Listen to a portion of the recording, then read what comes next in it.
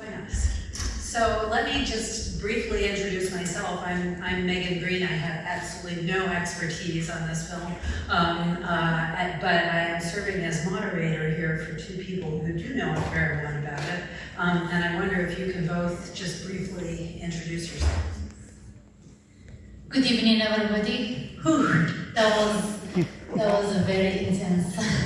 My name is Asmaa Ben Baba. I'm a faculty. I teach Arabic at University of Kansas, Department of African and African American Studies, and I'm very happy to be with you tonight.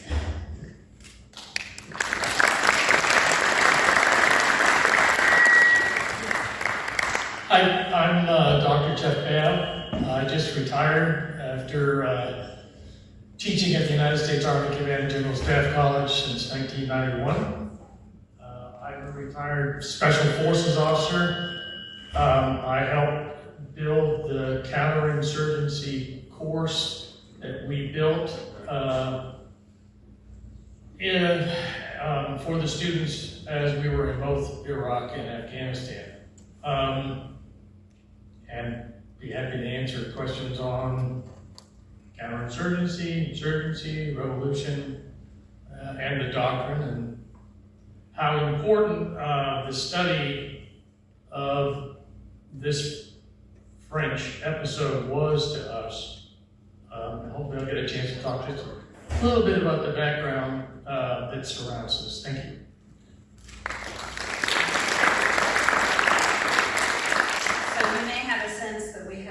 We have two panelists here who are coming maybe at this film from rather different perspectives and with different kinds of expertise. And I thought I would start by asking Asmaa a couple of questions. And the first is the film shows women. There's this just amazing scene where we have these women who are getting themselves remade, right? They're transforming themselves. And these are the women who are going to be carrying bombs. They're putting on makeup, they're getting dressed up, they're passing through checkpoints. So what do you think the film is saying about gender identity and also the cost of resistance? Thank you. That's a very good question. Well, FLN women, you're talking about FLN women. So the film talked about women as a tool of resistance, and also as a symbol of resistance, but also as they are not getting the same weight as their fellow men, FLN men. So on the one hand, we have the women who are Europeanized, so we see them at some points getting dressed in French way, putting makeup on. This is on the one hand, like, it shows resistance to the colonialism, and they can pass through the checkpoints and the barricades without being checked. And on the other hand, we have veiled women also who pass through without being checked, and the soldiers are not allowed to even check them.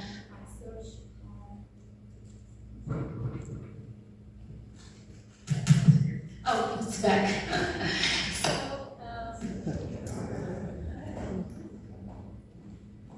So the film shows and represents these women as a symbol of resistance. But at the end of the day, at the end of the film, victory goes, it shows that victory goes to men. Men are more represented like powerfully in the film. So although we see that in the last scene that one of the helpers, FLN, his name is Al-Hadi, I think Ja'far Al-Hadi, when he was caught by General Mathieu, women was kind of unvoiced.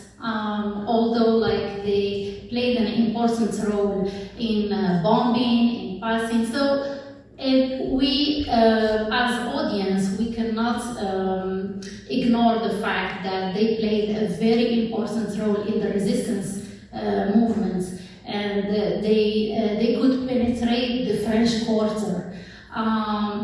Why? Because they dress like the colonizer.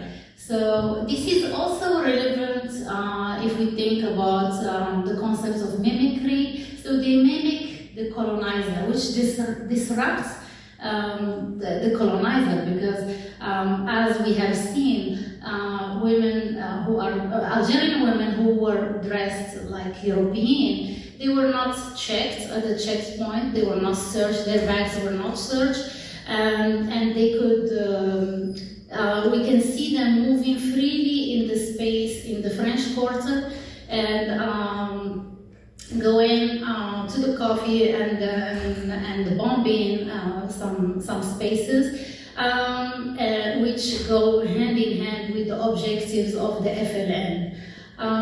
However, the film doesn't show equality between men and women. Why? Because at the very end, when after the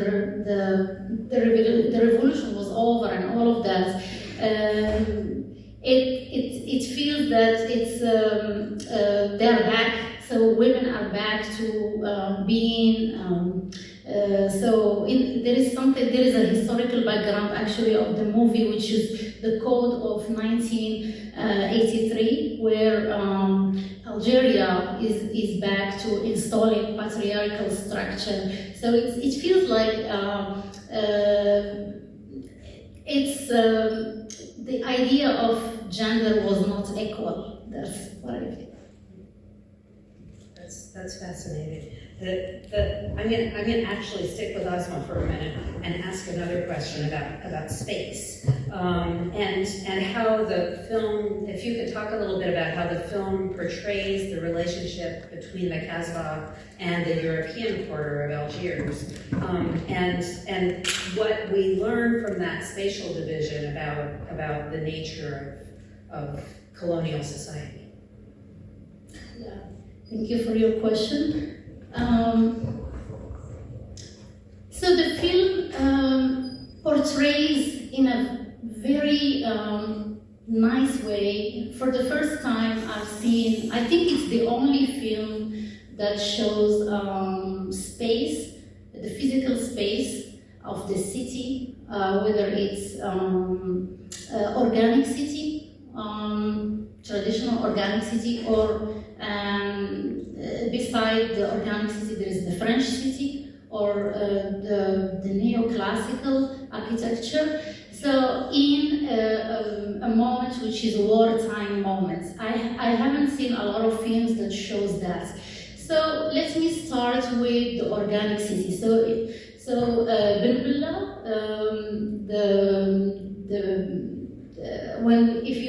if you remember Ben Bella, Adil Ben Bella, who talks about he calls it a Muslim city. I call it organic city. Why? Because the structure is different. So you find stairs, you find alleys, you find there is no grid system. You find dens. The houses are closer to each other. So the filmmaker wants to show that. And on the other side, you have the French Quarter, which you find like a cityscape, very clear. So you have a grid system, you have on every side you find neo-colonial, neoclassic building with the big windows. So also like one of the early scenes of Ali Lapointe. So when Ali Lapointe was represented as a criminal from the very beginning. So once he was in the French Quarter, he was caught. He was caught, and he was running, and he was caught by the police. So the French Quarter represents order. represents power, represents rationalism. On the other hand, the organic city, Algerian city, it represents ties, bonding, represents nationalism, the idea of being together.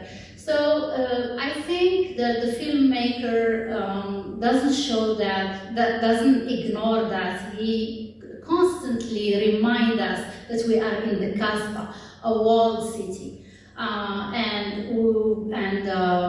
It's very hard to penetrate the walled city.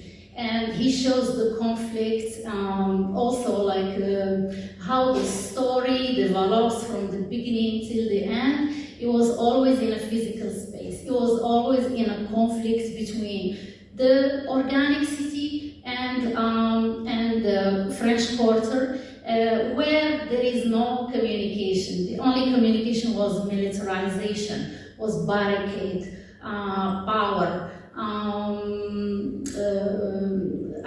resistance. But actually, when General Mathieu joined and devised a plan to discipline the FLN and all the Algerians, and also find a way to control the whole situation and solve the conflicts. He also did that through what Michel Foucault called it, like a panopticon way. He did that in a panopticon way. So we saw, for example, Colonel Mathieu, the camera zoomed him from an upper position, like an Orientalist way, like the monarch of all I see. Like when one of the military co-worker asked him, how you wanna call this project? He said the Champagne project, because he was from a higher position and he saw an ad of Champagne. And this is very, very telling about the method again used by General Mathieu, which is state control. And even state control was implemented through a physical way, showing both cities in conflict, which explain the conflict physically from beginning to end. That was a perfect segue for me to turn to Geoff here, so when you were introducing yourself, you were talking about your role in teaching about counterinsurgency, and to the army, and also about the fact that the Algerian case, as well as this movie in particular, have been utilized. They've had an afterlife, right, within the army. And I wonder if you can talk a bit about that. Yeah, be happy to. A little bit of the context. In the middle of the Iraq and Afghanistan wars, we didn't write a new counterinsurgency doctrine until 2006. The United States Army does not like to do this. And when you watch this film, you understand why soldiers don't like to do this. Built the doctrine, and some people called it Maoist, because what this film depicts is the first two phases, the organizational and terrorist phase.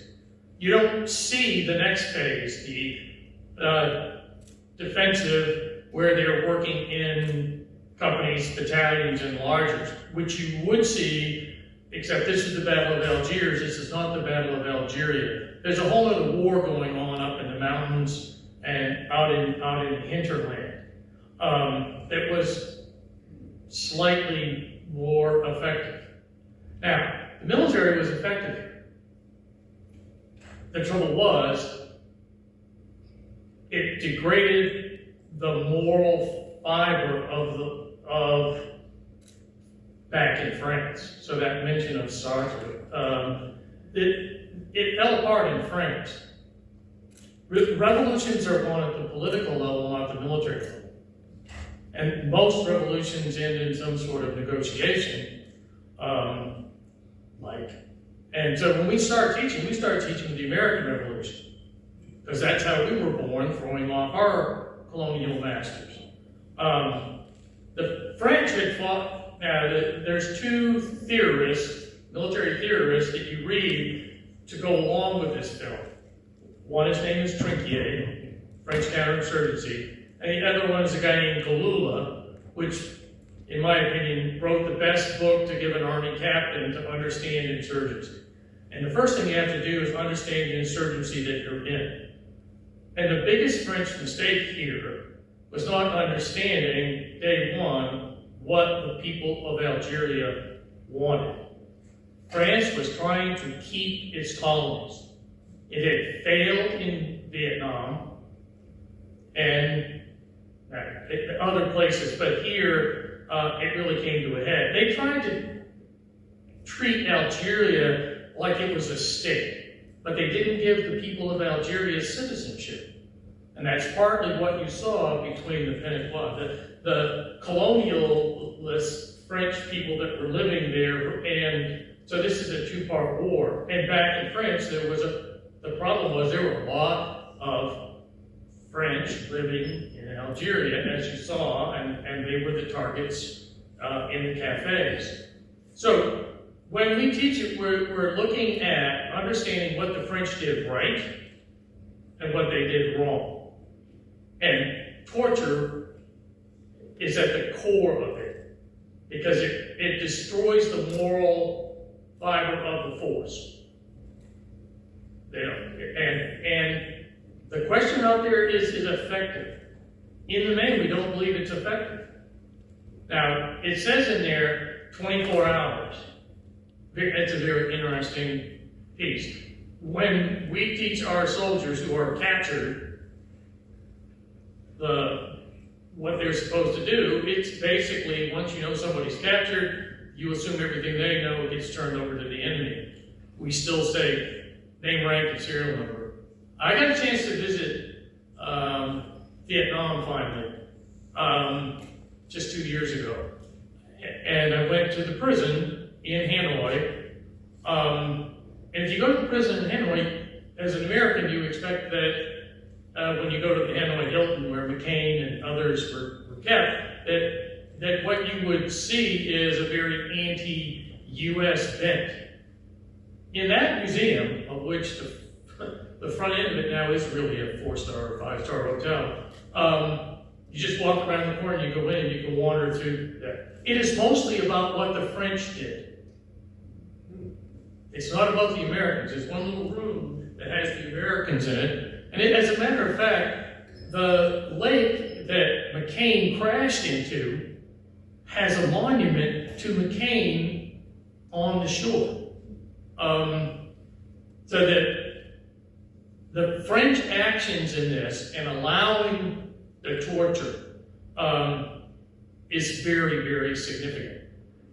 When we were putting the course together, it was like, don't use the Algerian case study. Because the French, there's still arguments within the French military community that the torture was effective.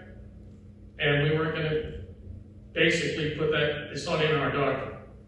That doesn't mean there aren't interrogations, that doesn't mean there weren't interrogations. And there were some terrible incidents that happened in Afghanistan and then in Abu Ghraib. So they're there, but they were dealt with quite quickly. So at the end of the day, this is an important film.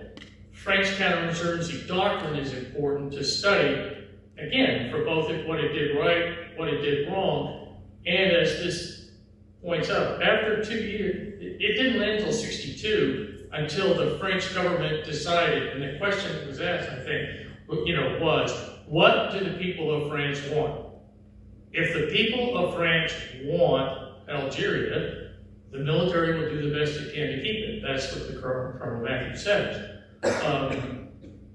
You're kind of looking at what revolution really is. It is a political act.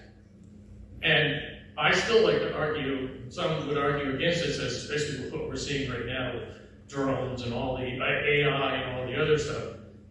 This is the graduate school of war. This is the most complex, most difficult military operations you can do. And this film certainly portrays that very well.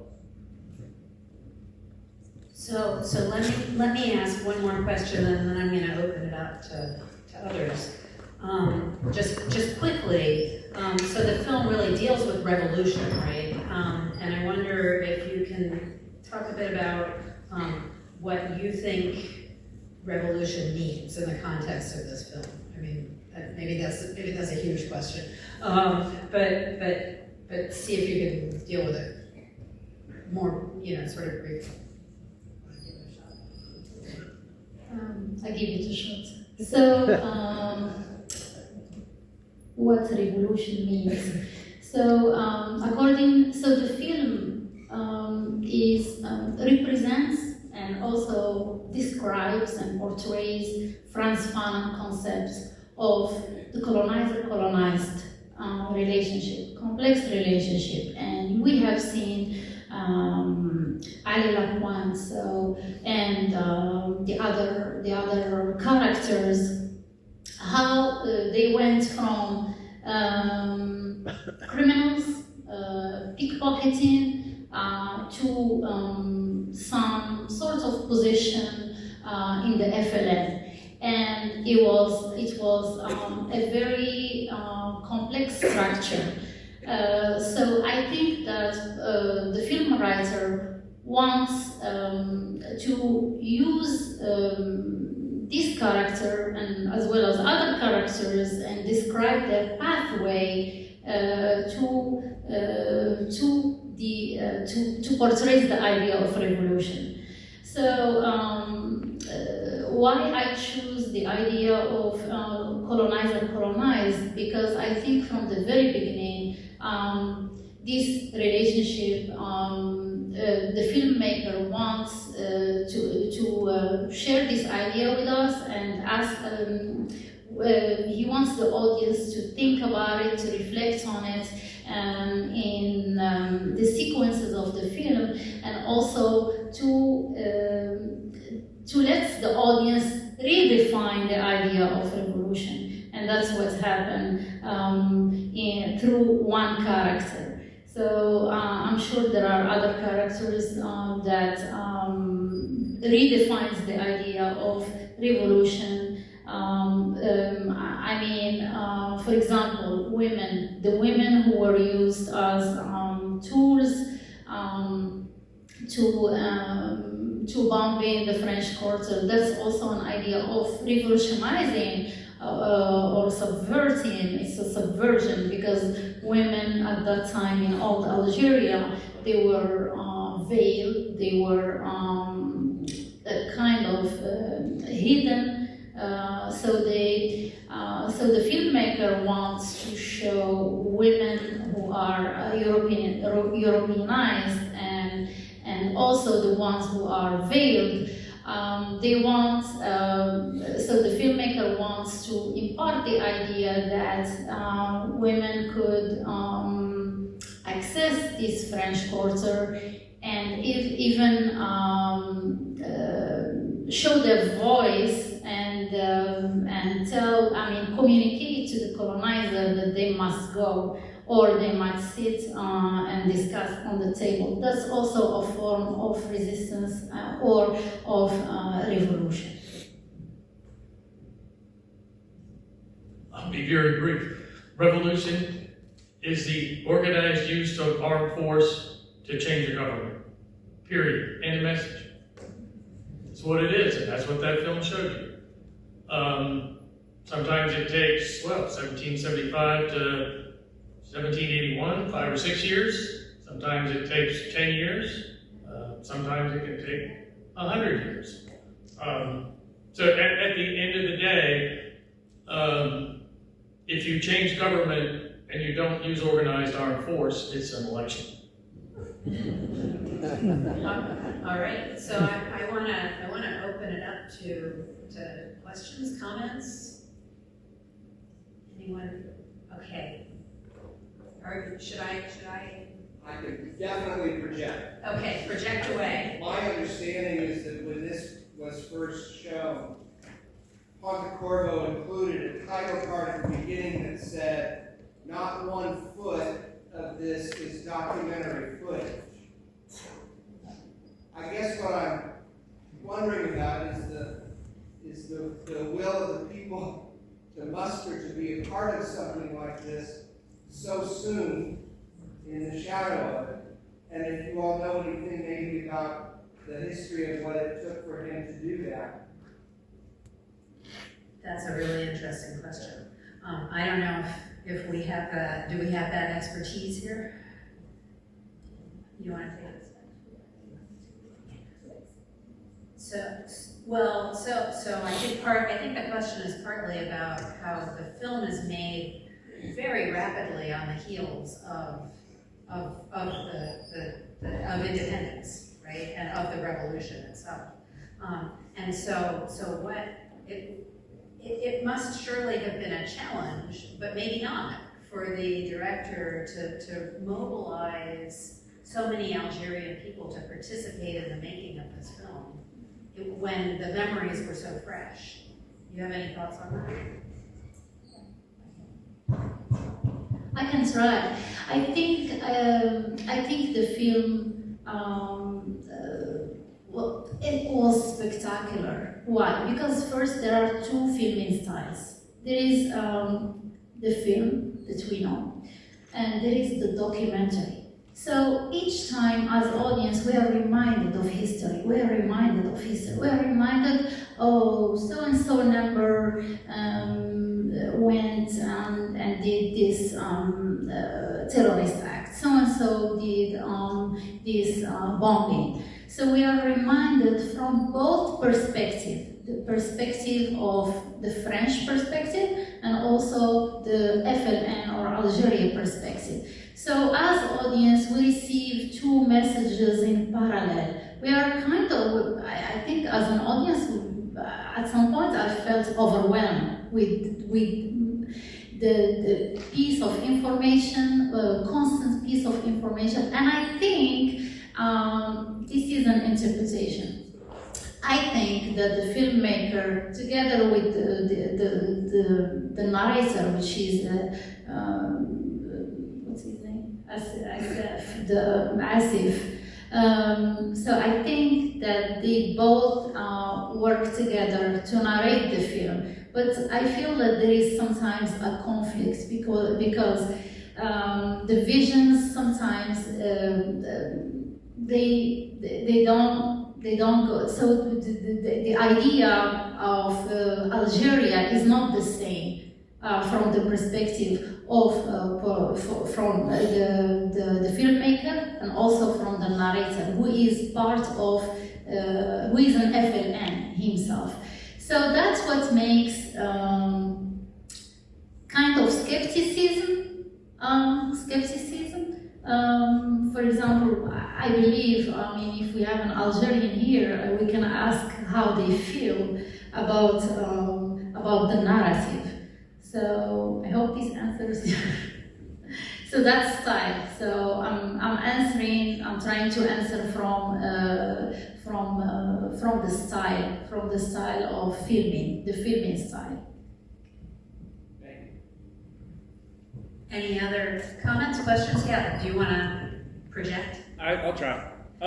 Yeah, so I'd like to, there's so many images in this film that remind me of images that we see today, whether it's in Lebanon or Gaza or Iran, and we are still in a moment of mass colonialism.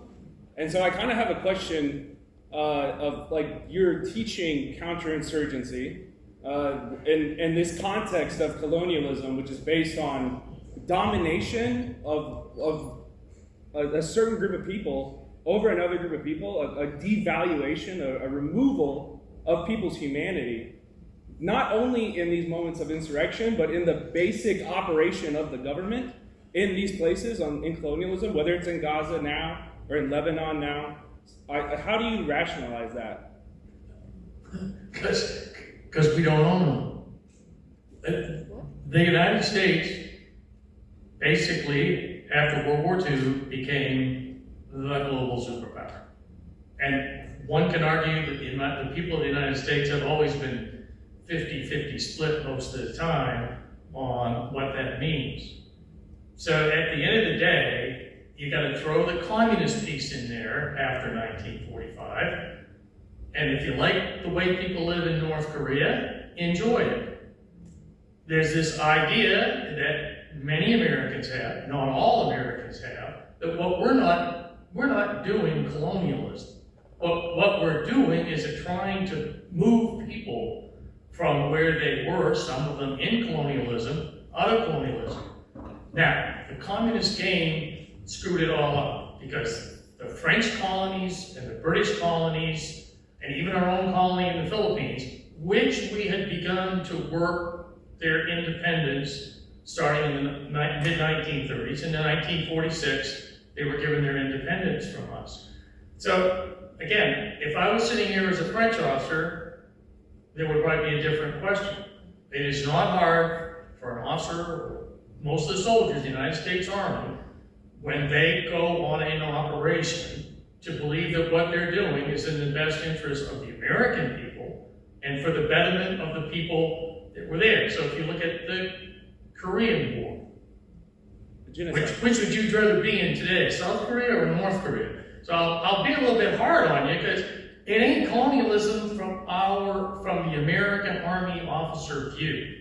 It may be your view, it may be others' views, but at the end of the day, we are not trying to impose the United States colony. Now, you can impose Coca-Cola, you can impose the movies, you can impose culture, you can do a whole bunch of other things, but it's not at the end of the day, I would disagree with the characterization that the United States fights colonial wars. So that's all back and forth. I really don't want to make this a back and forth. So this is the last thing I'll say. I think people deserve self-determination.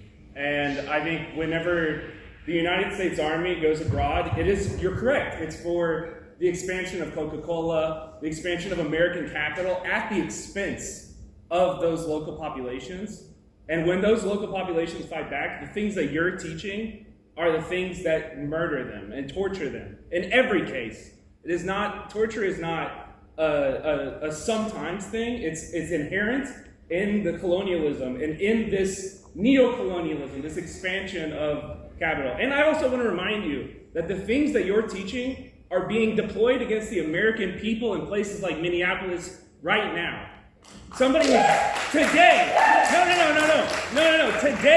Today in Texas, people were sentenced to 30 years for moving magazines. They will be in a prison in America and tortured in a prison in America because of the counterinsurgency that the U.S. military has learned in places that they've colonized is happening right here in this country right now. You talked about torture. Your opinion, sir. So there was a mention of torture. So I would like to go back to the movie and remind you guys of the scene that Ali Lapointe saw, like at the beginning of the movie, of someone died from the window of torture, because you mentioned torture. So I think that, yes. So torture. What's my point? Shukran, thank you. So torture. Ali Lapointe saw torture from the window of his cell. Okay, so this image is very important, that scene is very important because I think that's the birth of Algerian nationalism, from that scene. So from that scene, I think Ali Lapointe believed that there should be a revolution. He believed that he and his friends they should do something. So the birth of Algerian nationalism started from that cell, that window, because he saw somebody dying. So, and I think as the sequences of the movie, develops and all of that, we have seen France not succeeding in containing Algerian resistance, and then they called for General Mathieu, and you've seen that. And he uses torture as a tool of punishment and surveillance, and I think that surveillance is, General Mathieu, he was constantly militarily watching the Algerians in every way, psychologically, by military plan, penetrate the city, so physically and mentally, and even unveiling women, so women go from veil to unveil. So all of these images are so important, and they include torture. And you have seen how General Mathieu pushes the limits of Algerian people who didn't have a lot of means to overcome the colonial situation or overcome this torture, which is one of his methods as a military planner. So it's by design. Let's see, well, actually, we're at time. But is there one more question quickly? Or comment, observation? I just had a quick question. Yeah. This is a version of my question we asked previously. Can you speak up? It seems like this movie is taught to military on how to conduct counterinsurgencies, and it seems like there are clear lessons going back from when this movie was published to recent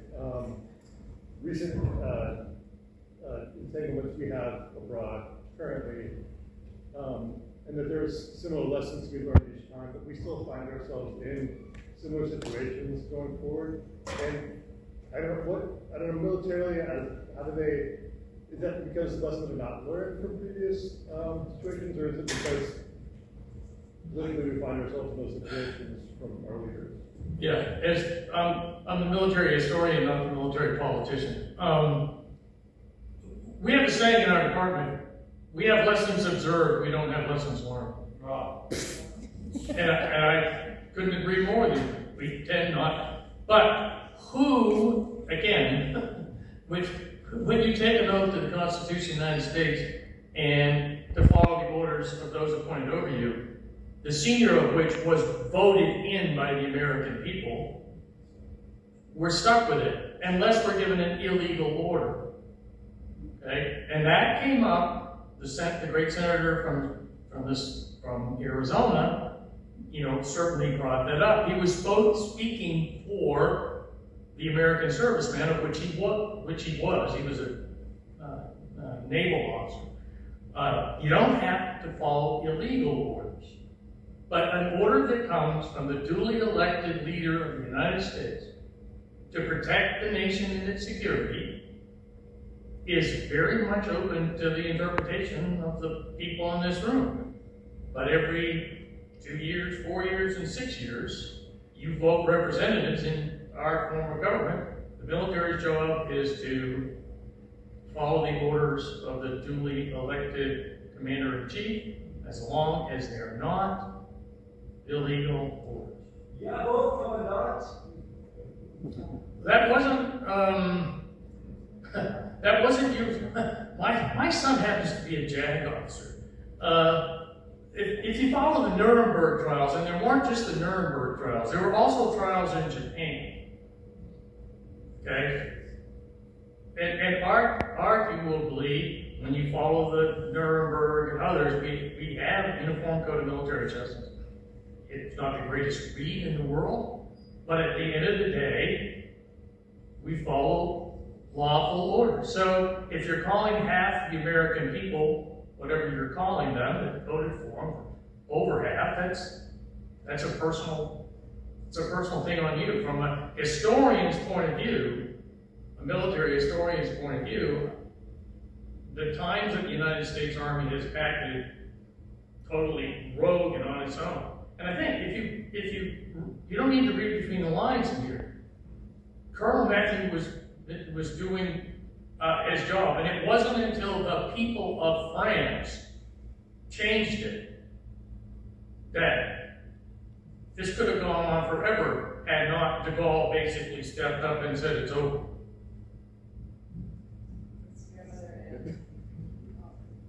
So, one more quick one. People love Algiers fucking I detect a sense of change in Colonel Matthew. I wonder if other people felt this also. Oh, that's. It becomes an insecurity that seeps through his security and top-heavy view. And I wonder if that is really part of what the film directors are trying to show. I think it's very powerful. That's a really interesting observation. Yeah, it's very interesting. Back to theory, colonizer, colonized. So there is a game between the colonizer and the colonized. So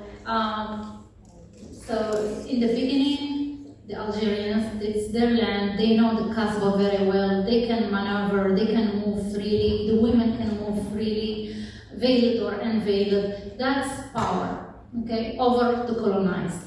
So then, colonizer regain power again. So after all those bombing and all of that. So I'm telling you the story. After all the bombing and all of that, so they could locate and understand how the FLN work, you know. Then they have to come up with a new strategy, tactic, military tactic. That's why, so the French started using resources, losing resources, losing people. The settlers started thinking about leaving and all of that because it's not safe. So General Matthew devised a plan, and just visually, we saw how General Matthew was communicating to the other military people who work with him, in sort of like, do you remember that design? Like triangles, you know, groups and subgroups and subgroups, so the categories. So once Colonel Matthew, they could grasp or hold power, then the power become in the hand of the French colonizer. So I think this is the game, and the film show it in the form like of a story. They show it sometimes inside the Kasbah, sometimes outside the Kasbah, and also it is shown by using order, like the barricades, like let's say the interrogation system that Lieutenant Matthew was using, and that was very powerful because he could retrieve the names and understand how the FLN work and who does what, and fill in the gaps and the groups and the names and have things very visible.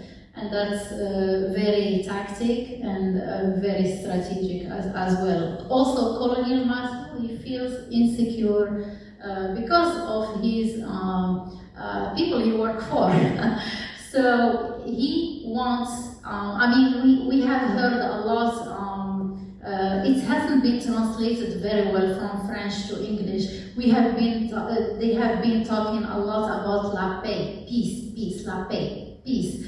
But it wasn't translated very well in the subtitles. But from the French language, as they talk, so somebody has told him, oh, everything is under control. He said, Colonel Matthias said, je l'espère, I hope so. And he said it in a way, he's not sure, he's insecure. So he was sent to Algeria to devise that plan, to implement it, but it's an idea. It may work, it may not. Why? Because there are signs of spectacular resistance from women, from the kid, the boy. Do you remember that boy who is like a messenger? From all the members of the FLN, meaning like the good one, the okay one, the small ones, everybody. So I hope I answered your question about insecurity. So I think we have to wrap it up, and I would like to thank you both for your talk.